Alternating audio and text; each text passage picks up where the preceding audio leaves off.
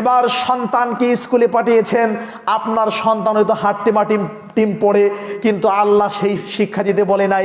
আল্লাহ বলছে প্রথম শিক্ষাটাও দিতে হবে তাওহীদের। কোরআন কারীম পারা নম্বর 30 পৃষ্ঠা নম্বর 16 সূরা আলাক।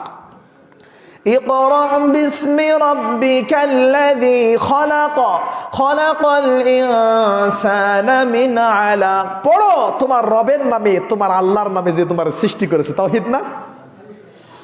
যতবার আল্লাহর কথা আসবে ততবার কি আসবে? তাওহীদের কথা আসবে। তার মানে বাচ্চাকে শিক্ষাও দিতে হলো তাওহীদ। আপনি যদি বলেন আমাদের এই লোকটা সবচেয়ে বড় শিক্ষিত, আপনি যদি বলেন এই লোকটা BCS cadre, honours masters PhD doctorate complete, কিন্তু ওই লোকটা যদি তাওহীদ সম্পর্কে না জানে, রাসূলের ভাষায় আল্লাহর ভাষায় ওই লোক শিক্ষিত নয়। কেন?